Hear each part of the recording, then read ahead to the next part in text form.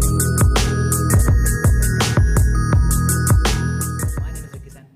आज हम 30 सितंबर 2018 का सेकंड शिफ्ट में जो जेल प्रहरी का पेपर आया हुआ था उसका हिंदी का पेपर सॉल्व करने जा रहे हैं। ठीक है ना फ्रेंड्स, तो देखें पहला प्रश्न क्या दिया हुआ है उसे सॉल्व करते हैं और देखते हैं कि किस तरीके से इसमें आंसर हमारे बन सकते हैं। ठीक है ना फ्रेंड्स, तो देखें पहला क्वेश्चन क्या दिया हुआ है, पहाड़ के लिए सही पर्यायवाची वाले शब्दों को की पंक्ति को चुनिए। तो देखें पहाड़ के लिए क्या क्या पर्यायवाची होते हैं फ्रेंड्स, आपको हर क्वेश्चन में एक स्लाइड दिखेगी, उस स्लाइड में आपको क्वेश्चन से संबंधित अनेक इन्फॉर्मेशन मिलेगी जो कि आपको आगे बहुत यूज़फुल होगी। तो फ्रेंड्स आप लोग देखते रहें क्या है, पहाड़, पहाड़ के कई सारे पर्यायवाची होते हैं, जैसे कि पहाड़ का आपका पर्वत होता है, शैल होता है, नग, भूधर, गिरी, अचल, महीधर, धराधर। तो हम उनमें से देखते हैं कि इनमें कहाँ पर ये हमें मिल रहा है। तो देखें फ्रेंड्स पहला दिया है पर्वत अचल गिरिजा, गिरिजा नहीं होता फ्रेंड्स, गिरी होता है। तो देखें ये वाला तो कट गया आपका। दूसरा देखें पर्वत अचल गिरी, तो ये आपका मिल रहा है, यहाँ पे एक डॉट लगाए थे हम। तीसरा देखें पर्वत आचल, आचल नहीं होता फ्रेंड, अचल होता है, ये तीसरा भी कट गया। चौथा देखें पार्वती, पार्वती भी नहीं होता फ्रेंड्स। तो हमारा आंसर कौन सा बना फ्रेंड्स, देखें पर्वत अचल गिरी। देखें फ्रेंड्स आंसर चेक कर लेते हैं, देखिए पर्वत अचल गिरी। अब देखें क्वेश्चन नंबर सेकंड दूसरा वाला क्या दिया हुआ है, अक्ल पर पत्थर पड़ना। ठीक है फ्रेंड्स, तो ये क्या है, एक मुहावरा है। ठीक है ना, मुहावरे की पहचान मैंने आप लोगों को पहले ही बताई है। मुहावरे की पहचान कब होती है कि जो आपका मुहावरा होता है उसमें लास्ट में क्या आता है फ्रेंड्स, उसमें लास्ट में यहाँ पे ना आता है, देखिए पढ़ना। ठीक है ना, तो क्या हुआ, देखें इसका मुहावरे का अर्थ हमें बताना है, तो मुहावरे का इसका अर्थ होता है बुद्धि नष्ट हो जाना। ठीक है ना फ्रेंड्स, तो देखें इसका आंसर हमें कहाँ मिल रहा है, चौथे वाले में, बुद्धि नष्ट हो जाना, मतलब अक्ल पर पत्थर पड़ जाना कि अक्ल से अब वो काम नहीं ले पाएगा, इसलिए बुद्धि उसकी नष्ट हो गई। तो देखें यार फ्रेंड्स आंसर देखें, ये देखिए बुद्धि नष्ट हो जाना। प्रश्न नंबर तीसरा देखें क्या दिया हुआ है, देखें पहेली सा जीवन है व्यस्त में निम्न में से कौन सा अलंकार है, हमें अलंकार बताना है फ्रेंड्स। तो देखें जरा इसमें हमें अलंकार कैसे देखना है, देखें इसका अगर हम पढ़ें तो क्या लिखा है, पहेली सा जीवन है व्यस्त, मतलब जीवन की जो हमने उपमा दी है वो उपमा कैसी दी है, पहेली की तरह, कि हमारा जो जीवन है वो कैसा है, पहेली की तरह है। तो हमने उसकी जीवन की उपमा किस रूप में दी है, पहेली की तरह। तो जहाँ पर भी भिन्न पदार्थों का सादृश प्रतिपादन होता है वहाँ पर हम उपमा अलंकार लगाते हैं। तो हमने क्या किया है, जीवन को उपमा दिए पहेली की, तो हम यहाँ पे हमारा आंसर क्या हो जाएगा फ्रेंड्स, हमारा आंसर हो जाएगा उपमा। तो देखें आंसर चेक करते हैं, ये देखिए फ्रेंड्स। चल क्वेश्चन नंबर 4 देखें, सिंपल सा है, आराम से हो जाएगा। आप प्रत्यय, प्रत्यय कहाँ लगते हैं फ्रेंड्स, प्रत्यय पीछे लगते हैं। तो देखें यार फ्रेंड्स प्रत्यय पीछे लगते हैं, हम देखते हैं कौन से हमारा है, पड़ाव। तो पड़ाव में देखें आ रहा है क्या, तो यहाँ पर हम लिखें पड़ धन आप, तो यहाँ पर हमारा आप प्रत्यय कहाँ पर आ रहा है, पड़ाव में ही आ रहा है, तो यही हमारा आंसर हो जाएगा। देखें ये देखिए क्वेश्चन नंबर 5। अब क्वेश्चन नंबर 5 हम देखते हैं फ्रेंड्स क्या दिया हुआ है, देखें एहतियात का निम्न में से कौन सा सही विलोम है। तो सबसे पहले तो ये समझे फ्रेंड्स कि जो एहतियात शब्द है ये एक उर्दू का शब्द है। ठीक है, उर्दू में इसका अर्थ होता है सावधानी से। ठीक है ना फ्रेंड्स, तो सावधानी का अगर हम विलोम देखें तो सावधानी का विलोम क्या होता है, लापरवाही। तो देखें यार फ्रेंड्स आंसर कहाँ मिल रहा है, तो आंसर चेक करते हैं हम फ्रेंड्स, देखें विलोम पूछा था, देखिए अब देखें क्वेश्चन नंबर 6, देखें यार चेक करते हैं क्या पूछा है इन्होंने, परिणाम के लिए सही संधि विच्छेद। तो देख लेते हैं हम इसकी संधि विच्छेद करके, तो क्या बनेगा, परिधन, राम मत करना फ्रेंड्स, क्या हुआ इसमें नाम आएगा, ऑप्शन में भी उन्होंने नाम करके दिया है, तो परिधन नाम हमारा क्या बन जाएगा, इसका संधि विच्छेद हो जाएगा। तो देख लेते हैं कहाँ बन रहा है, पहले में नहीं आ रहा है, दूसरे में भी नहीं आ रहा है, तीसरे में हमारा आंसर मिल रहा है परिधन नाम। ठीक है ना फ्रेंड्स, देखें आंसर देखिए। अब है क्वेश्चन नंबर 7, क्वेश्चन नंबर 7 क्या है देखें जरा, यहाँ पर दिया है स्रोत का शुद्ध रूप निम्न में से कौन सा है। स्रोत नहीं होता फ्रेंड, स्त्रोत होता है, स्त्रोत। देखें क्या बनेगा, ये बनेगा आपका स्त्रोत, आदसा त्रापयो की मात्रा और ता, ये बनता है आपका स्त्रोत। सही शब्द ये है फ्रेंड्स, ठीक है ना, शुद्ध शब्द ये है। तो चेक करते हैं ये कहाँ पर आ रहा है, ये आ रहा है दूसरे वाले में, चेक कर लेते हैं हम आंसर को, ये देखिए। अब है आपका क्वेश्चन नंबर 8, तो क्वेश्चन नंबर 8 हम देख लेते हैं शांत रस का स्थायी भाव। ठीक है ना फ्रेंड्स, तो शांत रस का स्थायी भाव हमें पता होना चाहिए। ठीक है ना, तो शांत रस का स्थायी भाव होता है निर्वेद। कौन सा होता है फ्रेंड्स, निर्वेद। तो हमारे पास देखें रहा ऑप्शन में ये दिया हुआ है। इसका एक और स्थायी भाव होता है फ्रेंड्स, वो भी मैं आपको बता देता हूँ। शांत रस का एक और स्थायी भाव होता है फ्रेंड्स, वो मैं आपको बता देता हूँ, देखिए ये होता है शम। ठीक है ना फ्रेंड्स, शम भी शांत रस का स्थायी भाव भी होता है, जिसमें शांत रस में इसका भाव होता है वैराग्य होना या फिर वीतराग होना। ठीक है ना, जिस चीज़ में हमें वैराग हो जाता है, किसी चीज़ में हमें वैराग्य प्राप्त होता है, वहाँ शांत आपको रस आ जाता है। देखिए आंसर चेक करें, शांत का स्थायी भाव निर्वेद। चलें तो देखिए फ्रेंड्स क्वेश्चन नंबर 9 क्या दिया हुआ है, प्रमाण के लिए सही संधि विच्छेद को चुनिए। तो देखिए फ्रेंड्स अगर इसका हम संधि विच्छेद करेंगे तो क्या बनेगा, देखें फ्रेंड्स इसमें आएगा प्रधन मान, अड़ा मत करना फ्रेंड्स, ठीक है ना। इसका आंसर क्या बनेगा, प्राधनमान। तो ये हम चेक कर लेते हैं हमें कहाँ पर मिल रहा है, देखें रहा ये मिल रहा है हमें ऑप्शन नंबर 1। आंसर चेक करते हैं फ्रेंड्स, ये देखिए, ठीक है ना। क्वेश्चन नंबर 10 देखें क्या दिया हुआ है, एक रूपता का निम्न में से कौन सा सही विलोम है।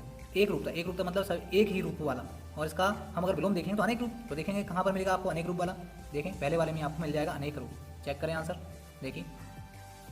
चलें अब देखें क्वेश्चन नंबर 11, जो पहले हो चुका हो के लिए एक शब्द निम्न में से कौन सा है? जो पहले हो चुका हो, ठीक है फ्रेंड्स। तो जो हो चुका होता है उसके लिए फ्रेंड्स अपना आंसर होना चाहिए भूतपूर्व, जो पहले हमारे साथ हो चुका है, ठीक है, भूतपूर्व हो चुका, ठीक है ना।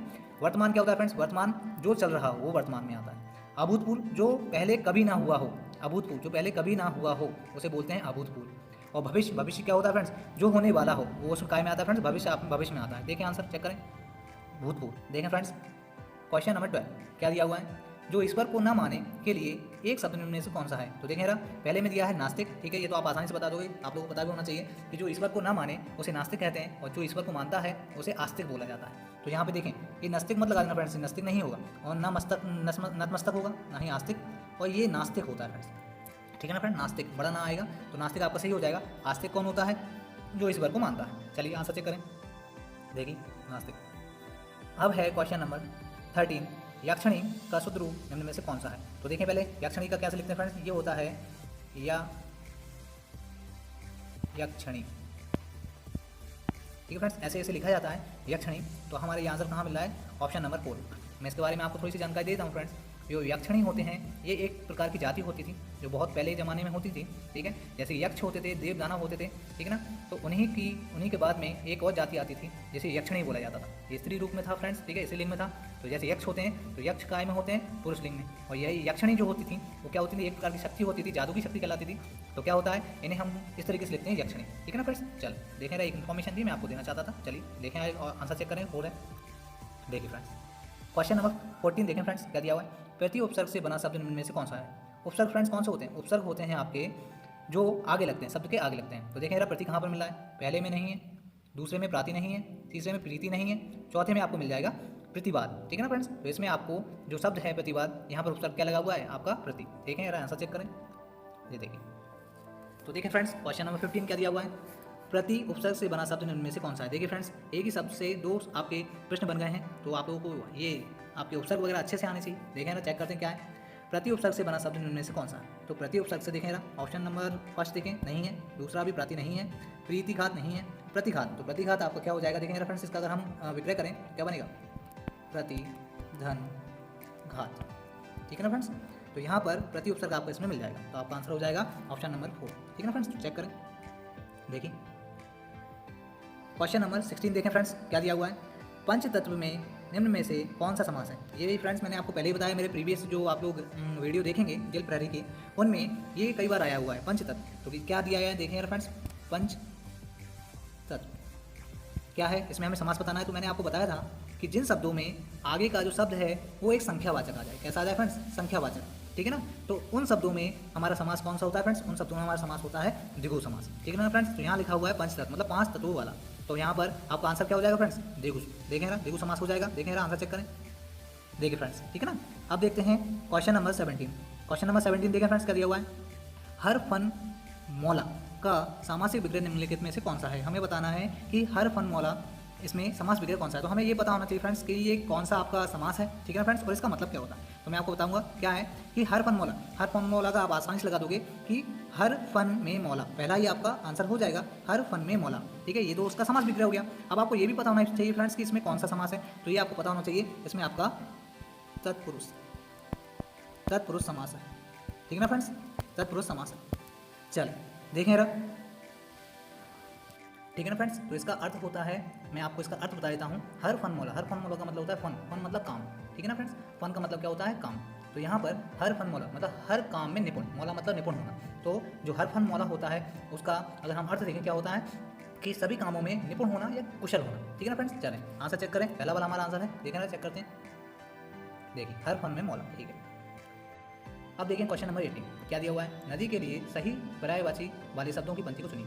तो देखिए फ्रेंड्स क्या हुआ कि इस तरह के जो पेपर होते हैं इनमें पर्यायवाची से 1 से 2 प्रश्न बन रहे हैं, तो आपको ये पर्यायवाची बहुत अच्छे तरीके से कर लेने हैं अपने, बहुत आसान आते हैं, ठीक है ना फ्रेंड्स। तो देखें यहाँ पर आपका नदी से पूछा गया है, तो नदी का हमें क्या करना है, इसमें पर्यायवाची बताना है। तो देखें ऑप्शन देखते हैं, पहला दिया है सरित नहीं होता फ्रेंड्स, सरिता होता है, तो ये पहला वाला तो आपका ऑप्शन कट गया। दूसरा देखें सरिता, तरंगणी और तटिनी नहीं होता फ्रेंड्स, तटिनी होता है। टी जो होती है ये इस तरीके से लिखा जाता है ता टी और नी, ठीक ना फ्रेंड्स।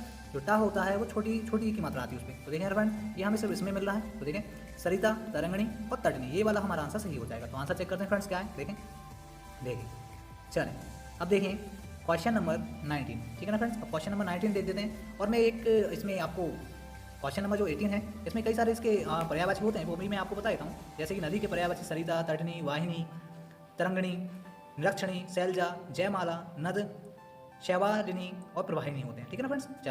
चलिए फ्रेंड्स, तो देखते हैं क्वेश्चन नंबर 19 को तुम, क्वेश्चन मार्क लगा हुआ है फ्रेंड्स, तो ध्यान से पढ़ना। को तुम है घनश्याम हम तो बरसों कित जाए, नहीं मनमोहन है प्रिय दिर क्यों पकड़त पाए, में निम्न में से कौन सा अलंकार है। ये पंक्तियाँ आप लोगों ने बहुत पहले पढ़ी होंगी फ्रेंड्स, ठीक है ना फ्रेंड्स। तो यहाँ देखो क्या हो रहा है, यहाँ पहले वाले में ही सही हमें आंसर मिल रहा है। को तुम, देखें रहा को तुम, तो राधा जी कृष्ण भगवान से पूछती हैं। ये जो प्रसंग है इसमें क्या होता है कि कृष्ण भगवान राधा जी के घर पे जाते हैं और उनके घर का दरवाजा जो है उसकी कुंडी खटखटाते हैं और बोलते हैं। तो वो अंदर से राधा जी पूछती हैं कि को तुम, तो वो बोलते हैं कि तुम कौन हो। तो बाहर से जो कृष्ण भगवान ने बोलते हैं है घनश्याम हम, तो वो अपना नाम बताते हैं कि मैं घनश्याम हूँ। क्यों? क्योंकि कृष्ण भगवान का एक और नाम है जो कि हम जानते हैं घनश्याम है। तो उन्होंने बोला घनश्याम है तो बरसों कित जाए। तो राधा जी अंदर से बोलती हैं जानबूझकर अपना क्या कि तो बरसों कित जाए, मतलब उन्होंने क्या अर्थ निकाला घनश्याम का उन्होंने अर्थ निकाला बादल लगाया उन्होंने अर्थ। तो उन्होंने अंदर से क्या बोला, तो बरसों कित जाए, तो उन्होंने अंदर से बोला तो कहीं और जाकर अपना जल बरसा। तो यहीं पे अपने पता चला कि उन्होंने जानबूझकर एक अर्थ का दूसरा अर्थ लगा लिया है। तो यहाँ पे हमें पता होना चाहिए फ्रेंड्स कि यहाँ पर वक्रोक्ति अलंकार होता है।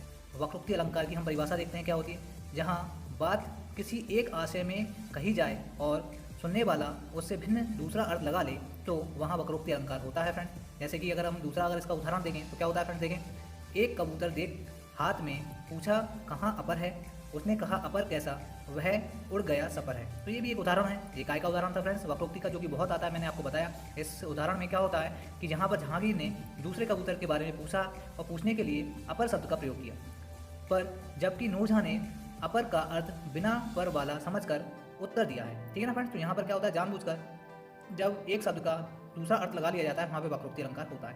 तो इस वाली पंक्तियों में फ्रेंड्स यही हुआ है।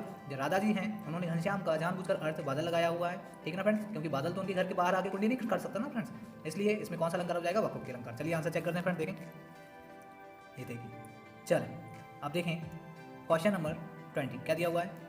किलकत कान घुटरू बनी आवत, मणि में कनक नंद के आंगन, बिंब पकड़े धावत, निम्न में कौन सा रस है। तो सबसे पहले फ्रेंड्स मैं आप लोगों को बता दूं कि जब भी आपको कृष्ण भगवान की बाल लीलाओं से संबंधित कोई भी पंक्तियां मिल जाए, हमेशा उनमें आपको कौन सा लगाना है फ्रेंड्स, आपको यहाँ पे हमेशा कौन सा लगाना है फ्रेंड्स, वात्सल्य रस, ठीक है ना फ्रेंड्स। जब भी आपको बोला जाए कृष्ण भगवान की बाल लीलाओं के बारे में, जब भी बाल लीलाओं की बात होती है वहाँ पर वात्सल्य रस आता है, ठीक है ना फ्रेंड्स। और कभी भी अगर वहाँ पे मिले बाल लीलाओं की जगह अगर कृष्ण भगवान के बड़े रूप का अगर वहाँ पे वर्णन होता है तो वहाँ पर भक्ति रस आता है फ्रेंड्स, याद रखना, बस इतना सा आपको अंदर करना है। तो यहाँ पे बोला है किलकत कान घुटरू बानी आवत, तो इसमें बताया जो कृष्ण भगवान है वो छोटे जब वो बहुत छोटे थे 1 या 2 साल के, तो क्या करते थे, किलकारी मारते हुए काना मतलब उनका नाम है काना, घुटरू बानी आवत मतलब क्या करते थे, वो कुड़रते हुए आते थे, अपने पैरों से कुड़रते हुए आते थे, ठीक है ना फ्रेंड्स। उसे बोलते हैं घुटरू बानी आवत, मतलब पैरों से कुड़रते हुए आना।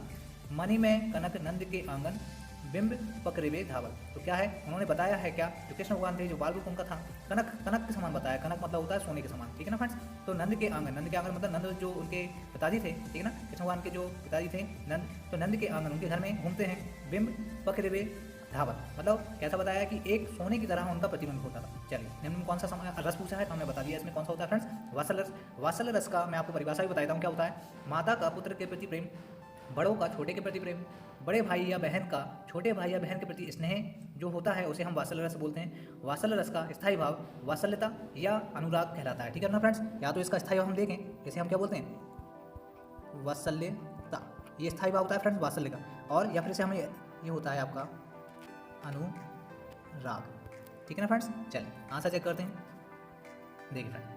तो आज हमारे हिंदी के जो 20 क्वेश्चन थे वो कंप्लीट हो गए हैं फ्रेंड्स। आपको हर क्वेश्चन में एक स्लाइड जरूर मिलेगी, उस स्लाइड में आपको अनेक जानकारियाँ मिलेंगी जो कि आपको क्वेश्चन को सॉल्व करने के लिए बहुत फायदेमंद होगी फ्रेंड। आप चाहें तो उनका स्क्रीनशॉट लें जो कि आपको आगे काम में आएगा, आप लोग बार बार उन्हें देख कर याद रख सकते हैं, ठीक है ना फ्रेंड। और मैं आपसे एक ही बात बोलूँगा क्या कि आप लोग हिंदी हो, मैथ्स हो या फिर कोई भी सब्जेक्ट हो, आप उसकी ज़्यादा से ज़्यादा प्रैक्टिस कीजिए, ठीक है ना फ्रेंड्स। क्यों? क्योंकि जब तक आप लोग उसका प्रैक्टिस नहीं करोगे, आप लोगों को आता है, मैं मानता हूँ कि आप लोगों को कोई भी सब्जेक्ट है उसमें आप लोगों ने बहुत पढ़ा होगा, लेकिन फ्रेंड्स दिक्कत कहाँ पर होती है, प्रैक्टिस की। अगर आप लोगों ने प्रैक्टिस नहीं की तो आप लोगों को क्या होगा, वही जो सब्जेक्ट है वो धीरे धीरे आपको बहुत परेशान करने लगेगा, आप लोगों को उसमें बहुत सारी कठिनाइयाँ महसूस होने लगेंगी, ठीक है ना फ्रेंड्स। तो मैं आप लोगों के पास एक ही बात बोलना चाहूँगा कि आप लोग ज़्यादा से ज़्यादा प्रैक्टिस करें। मेरा एक उद्देश्य ये पेपर सॉल्व कराने का बस यही है कि आप लोगों की ज़्यादा से ज़्यादा प्रैक्टिस हो जाए, ठीक है ना। चलिए फ्रेंड्स, आज हम बता लेते हैं।